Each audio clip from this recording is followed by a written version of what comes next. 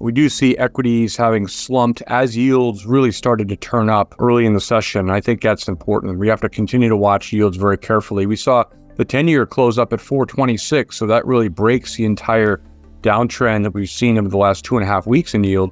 You see that the 10-year never completely cracked where it needed to really say that, okay, a larger top is in place, more that we just stalled out near term. So I do think we could actually lead to a retest, if not break, above that level by a minor amount. And so that would mean that equities likely do have a few more days of consolidation and might build on what happened today.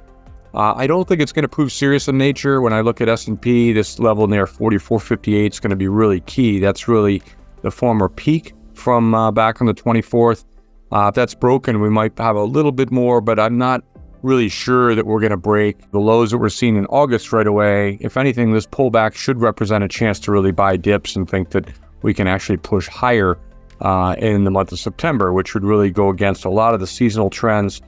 But much of it's going to really deal with rates and what happens with not only the 10-year and the 30-year, but also the short end of the curve as well, the 2-year. So for now, rates do look to be bouncing, and so equities are selling off as a result of that. So much more dependent on that than it was based on crude moving higher. So the energy move does deserve to be talked about. That is followed through based on what happened today. Saudi Arabia and Russia both extended their output cuts until the end of the year. So that is very positive for WTI and Brent crude, as well as for the energy trade in general, which had really already been working quite well in recent weeks. You saw that even the last few days of last week, we saw crude push up to the highest levels of the year. And, my thinking is we're likely going to get up to the low 90s in WTI before we even stall out. It does look to have higher to go in the short run.